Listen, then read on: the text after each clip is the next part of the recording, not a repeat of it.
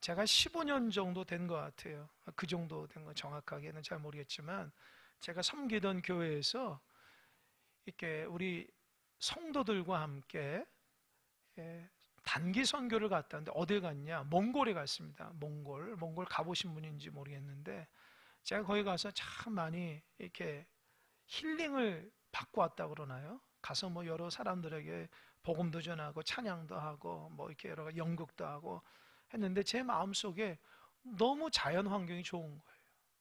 특별히 그 테를지 국립공원이라는 곳에 가보니까 제가 태어나서 이런 걸 처음 와봤어요. 이 영화에서 나오는 한 장면처럼 끝없이 펼쳐지는 초원에 바위산이 있고요, 그 옆에 냇물이 흐르는데 기가 막히게 말을 타고 이렇게 가는 거예요. 말을 다 타고 이렇게 추추추추, 우리는 으랴으랴잖아요. 거기는 추추 해서 가는 거예요. 가는데 정말 너무 아름답더라고요. 그리고 더 아름다운 것은 밤에 몽골의 전통 가옥이 게르라고 하잖아요. 거기서 딱 자는데, 제가 밤에 화장실 하나 잠깐 나왔는데 하늘에서 정말 이 전등처럼 별들이요 얼마나 반짝반짝 빛나는지 그때를 잊을 수가 없어요. 그래서 여러분 나중에 기회 되시면 한번 가보시기 바랍니다. 참 좋아요. 제가 거기 갔다 와서 많은 사람한테 야 거기 너무 좋았다 얘기하는데, 제가 느끼는 거는 백문이 불여일견이에요. 아무리 얘기를 해도 한번 가봐야 돼요. 이 말의 표현이 그 모든 장면을 담아낼 수가 없는 거예요. 그래서 아쉽다 생각합니다. 우리가 말을 잘하는 것 같은데요, 참 우리 말이 참 부족할 때가 있어요. 표현이 직접 경험한 것이 부족할 때가 있어요. 그러니까 예를 한번 들어볼까요? 여러분 평생을 아프리카에 사신 분이 있는데, 그분에게 우리나라처럼 사계절이 뚜렷해 가지고 뭡니까? 하늘에서 겨울에 눈이 내린다고 해보세요. 근데 그 눈을, 그 평생 아프리카에서 사신 분, 눈을 한 번도 경험해 보지 못한 사람 어떻게 설명할까요? 설명할 수 있겠어요? 난감하죠. 뭐 봤어야죠. 그죠? 그러니까 아마도 설명하려면 그 아프리카 사신 그분이 가장 차가운 게 뭔가 좀 비유해서 얘기할 것입니다.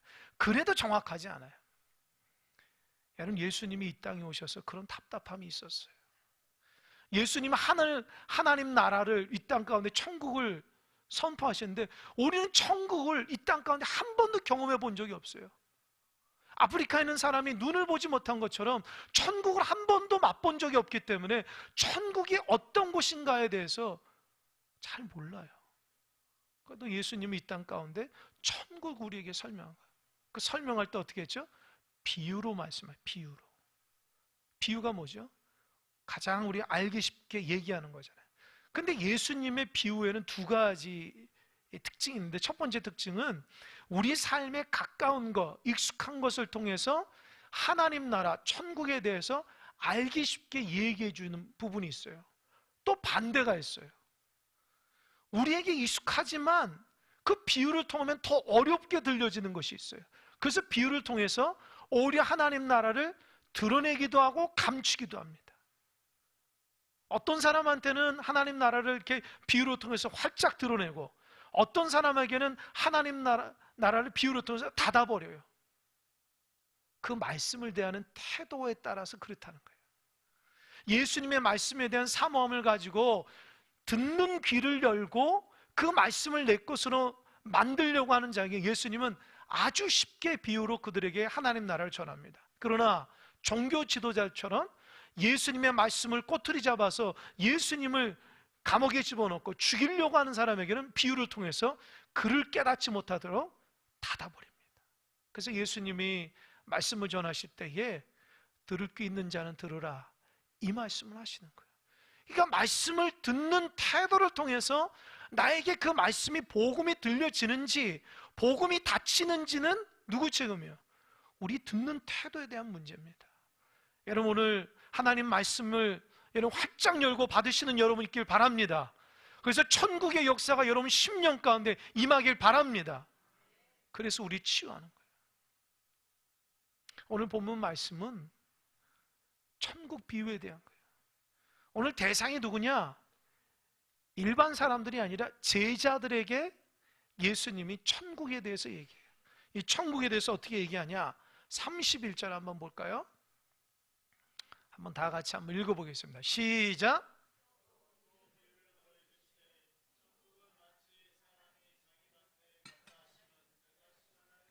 32절.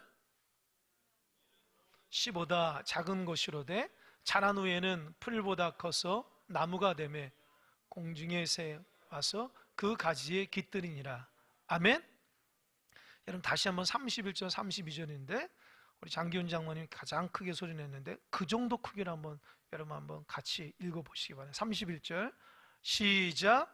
또 비유를 들어 이르시되 천국은 마치 사람이 자기 밭에 갖다 심은 겨자씨 하나 같으니 이는 모든 씨보다 작은 것이로되 자란 후에는 풀보다 커서 나무가 되매 공중의 새들이 와서 그 가지에 깃들이니라. 아멘.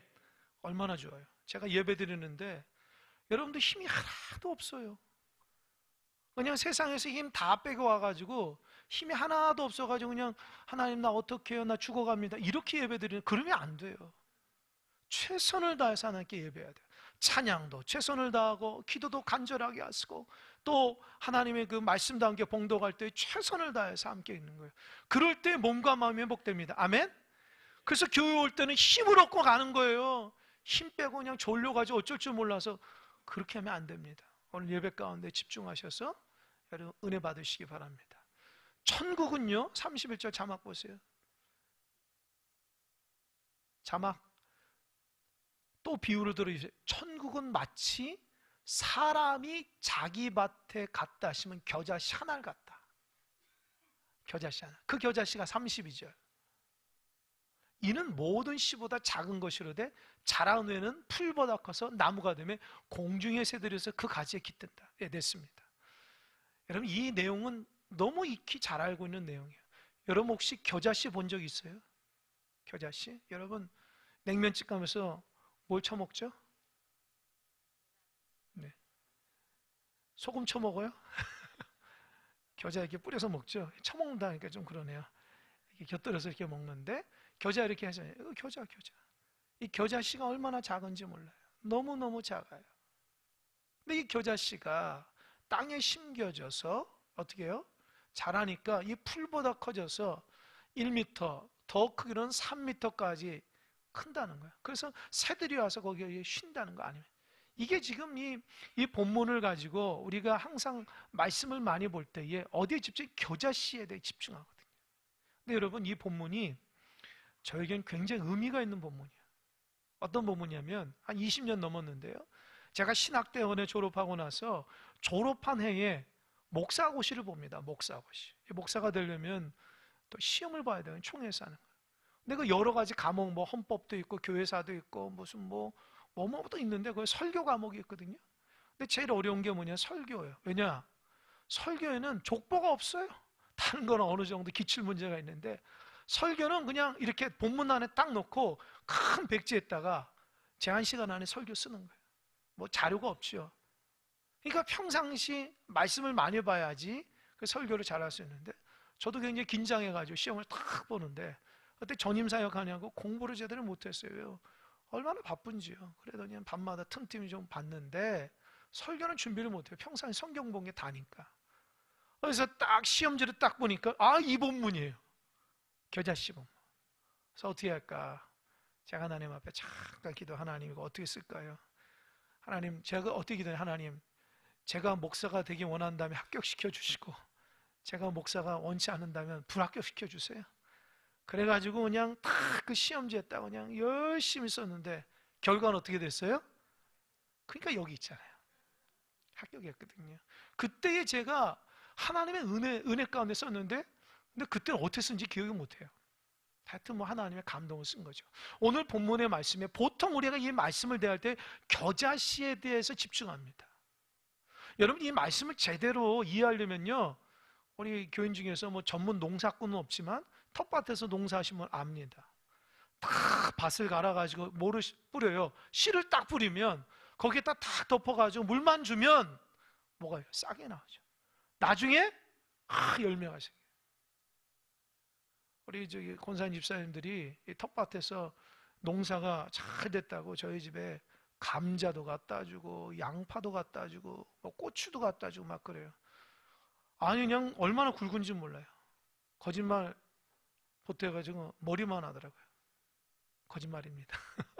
이제 감자나 이 양파가 얼마나 큰지 몰라요. 아주. 그래서 어제 제가 먹었는데 여러분 보세요. 농사하시는 분들은 일반 사람하고 달라요. 그냥 그 씨 보면 아무것도 아닌 것 같지만 농사하신 분들은 그 씨를 통해 열매를 상상합니다. 사과씨 아무것도 아닌 것 같지만 그 사과씨를 뿌릴 때에 얼마 있다가 크게 주렁주렁 매달린 사과를 상상하는 거예요. 하나님 나라가 그거 같다. 이 복음이 변변치 못한 것 같지만 뭐 그 영향력 있나 생각하지만 그 말씀이 우리 안에 복음이 탁 들어졌을 때에 엄청난 하나님의 역사가 일어난다는 거예요. 그래서 여러분 바쁘셔서 주일날 1시간 이렇게 예배 드리는 것도 감사하지만 여하튼 여러분 열심히 예배 생활 하시고요. 그러나 이 1시간 예배할 때에 하나님의 말씀이 여러분 가운데 탁 심겨졌을 때에 이것이 아무렇지 않다라고 생각하면 안 돼요.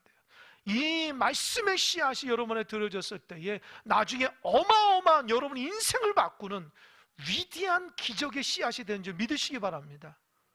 그렇게 되는 거예요. 엄청나요. 우리는 알지 못하지만 그 씨앗이 우리 안에 탁 씌워지면 내 인생이 완전히 달라지는 거예요. 우리의 삶이 그렇게 되는 거예요. 그래서 이 겨자씨가 그렇게 작지만 그렇게 영향력 있는 것이 된다라고 얘기하고 있어요. 그런데요, 사실 이 말씀을 통해서 제가 여러 번 읽으면서 제 눈에 이렇게 탁 들어오는 게 있어요. 31절 한번 볼까요? 31절 이 자막 한번 보세요. 또 비유를 들어 이르시되 천국은 마치 사람이 자기 밭에 갖다 심은 겨자씨 하나. 보통 우리가 설교할 때나 여러분 책을 통해서 하는 겨자씨 하나에 집중하지만 저는 자기 밭에 갖다 심은 것이 제 마음에 쏙 들어왔어요. 자기 밭에 갖다 심다. 이해됐습니다. 자막. 자기 밭에 갖다 심다. 제가 그래서 그 자기 밭에 갖다 심기 뭐 주석을 보고 여러 책을 보니까 하나 깨달은 게 있어요. 여러분 혹시 성지순례 갔다 오신 분 계십니까?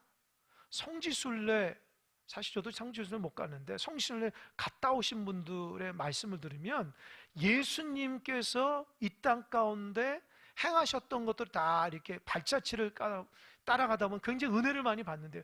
그런데 실망스러운 부분도 있대요. 그게 뭐냐? 그것 중에 하나가 이 겨자씨라는 거예요. 이 성지순례 가가지고요, 그 가는 곳마다 이 겨자씨를 판대요. 나중에 집에 가져와서 보는 그게 겨자씨가 아니라 담배가루라는 담배가루. 이 사람들은 이제 거짓말하는 거예요. 장사하려고. 그리고 또 한 가지 실망스러운 게 뭐냐면 이 갈릴리 호수 주변에 보면은 여러분 제주도 같은 데 가면은 이 밭에 뭐가 쫙 유채꽃이 이렇게 쫙 폈잖아요. 노란 꽃. 갈릴리 호수에서 사람들이 여기 왜 유채꽃이 이렇게 많이 폈냐고 사람들이 얘기하는데 한국 사람 가면 그러면 물어보면 유채꽃이 아니라 다 겨자풀이라. 겨자풀. 그걸 보고 실망. 아니 성경에는 예수님이 그냥 3m 되는 뭐 큰 나무여서 새들이 왔는데 그런 게 아닌 게 실망한다. 사실은 겨자는요 거의 풀이에요. 풀이라고요. 물론 나무 같은 것도 있죠. 그러니까 예수님 말씀하신 것을 보면 실망한 적도 있다는 거예요. 성지순례 갔다 오시면. 근데 여러분 여기서 제가 말씀드리고 싶은 것은 천지에 널려있는 겨자 이 풀을 겨자씨를 자기 밭에 가져 심지를 않는다는 거예요. 왜요? 여러분 밭에 있는 것을 뭐 쓸모도 없는 것을 여러분 밭에 그 귀한 밭에 심겠어요? 안 심는다는 거예요. 근데 오늘 주님께서 말씀하시기는 천국은 마치 자기 밭에 심은 겨자씨 하나 같다는 거예요. 이 겨자씨가 널렸기 때문에 가치가 없어요. 누가 자기 밭에 겨자씨 심지를 않는다. 그러나 주님은 그 겨자씨를 가져와서 자기 밭에 심는다는 거예요. 그게 무슨 의미죠? 제자들의 의미예요. 그러니까 이 본문이 지금 2000년도에 오늘 여기에서 이 말씀을 대하는 느낌 받는 우리의 관점하고 2000년 전에 예수님이 갈릴리 호수에서 제자들과 함께 얘기했던 이 본문은 다른 느낌이라는 거예요. 우리는 그자 겨자 이렇게 생각할지 모르지만 그들에게 있어서는 널려 있는 것이 겨자 풀이라는 거예요. 근데 그것을 자기 밭에 심는다는 것은 이 겨자 씨가 누구냐? 바로 예수님의 제자들이에요. 아무런 가치가 없고 부족하고 연약하지만 주님께서 그 가치 없는 것을 주님의 밭에 심어주신다는 거예요. 그리고 잘 가꿔져서 시간이 지나서 어마어마한 영향력 있는 사람을 만들어 주신다는 거예요. 할렐루야. 이것이 하나님 나라의 천국에 대한 복음이라는 거예요. 자,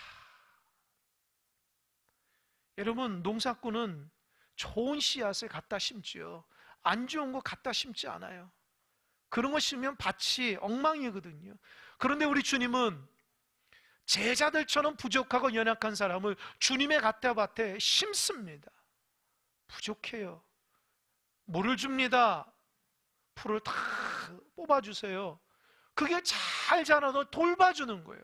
어느 시점에 보면 농부의 끊임없는 노력과 수고로 인해서 그가 이렇게 막 자라나게 됩니다. 조금 성장해야 돼요. 근데 그게 다 아니에요. 더 하나님께서 성장시키는 거. 그래서 아름들이 아닐 정도 3m 정도 되는 그 나무가 되면은 새들이 와서 깃들이고 사람이 와서 거기에서 그늘진 곳에 쉴 수 있는 그런 영향력 있는 복음의 사람을 만들어 주신다는 거예요. 한번 볼까요? 베드로 보십시오. 베드로는 한낱 어부에 지나지 않는 사람입니다. 그러나 그가 예수님의 부르심에 순종해서 갔죠. 공생의 3년 반 동안 예수님의 수제자로 살았어요. 그러나 거듭났습니까? 새로? 아니죠. 은혜는 많이 받았어도 그의 삶 가운데 여전히 예수님은 자기 삶의 주인이 아니니까 십자가 사건을 통해서 예수님은 부인하잖아요. 베드로가 충격을 받았어요.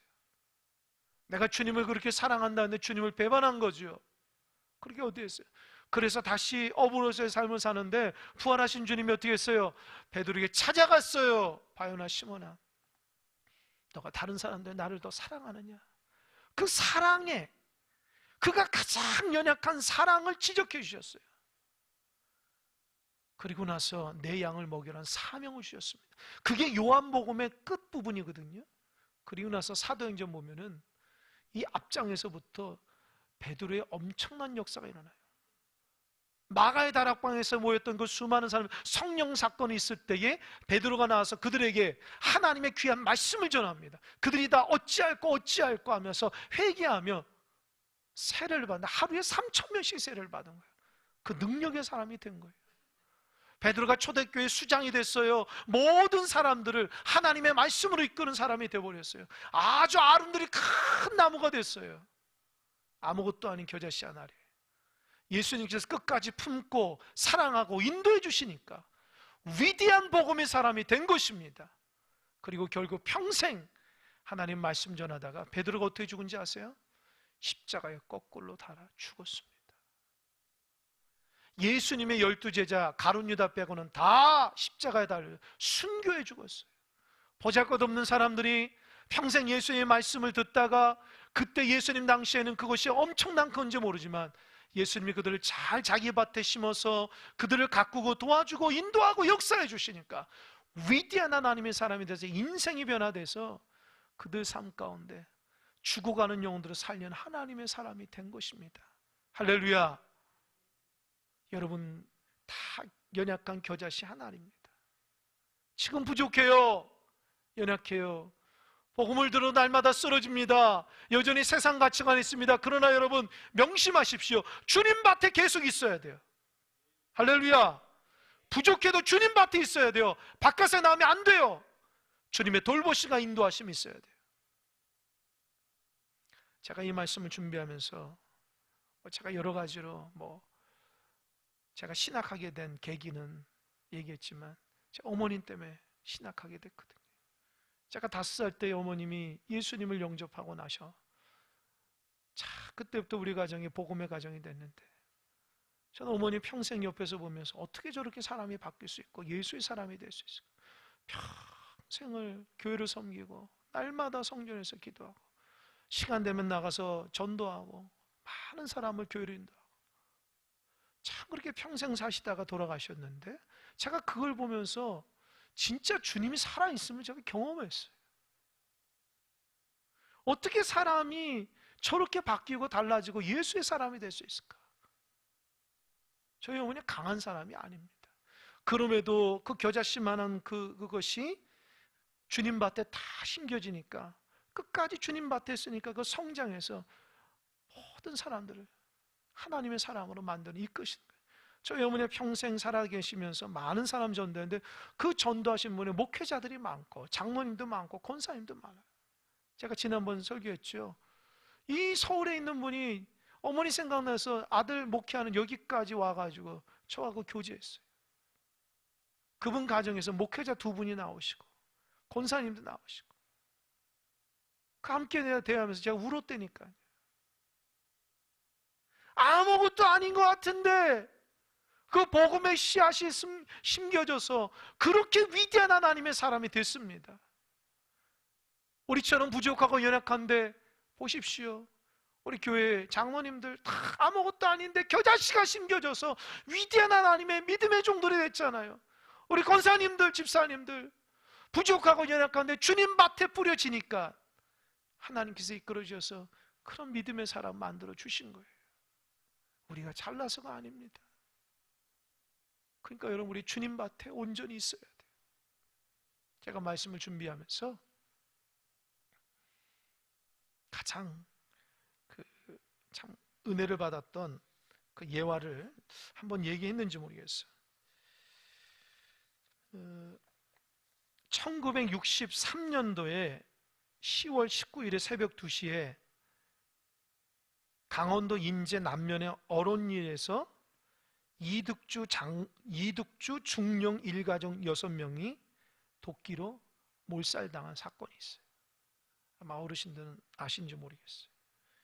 이 6명을 도끼로 죽인 사람이 고재봉이라는 사람인데, 그때 당시에 아주 신문에 대문짝만하게 기사가 났고 방송도 나왔죠. 이유는 그거예요. 이 고재봉이라는 사람이 군인이었는데 우리 상사 집에서 이런 일을 하다가 자기도 모르게 그냥 아무거나 이렇게 하나 갖고 나오다가 그 집에서 있는 일하는 사람한테 걸렸다는 거예요. 그랬더니 그동안 가져갔던 거 다 누명을 씌워가지고 감옥에 갔다는 거예요. 정 억울하다. 이거 그냥 탐나서 이거 하나지 다른 거 안 했다고.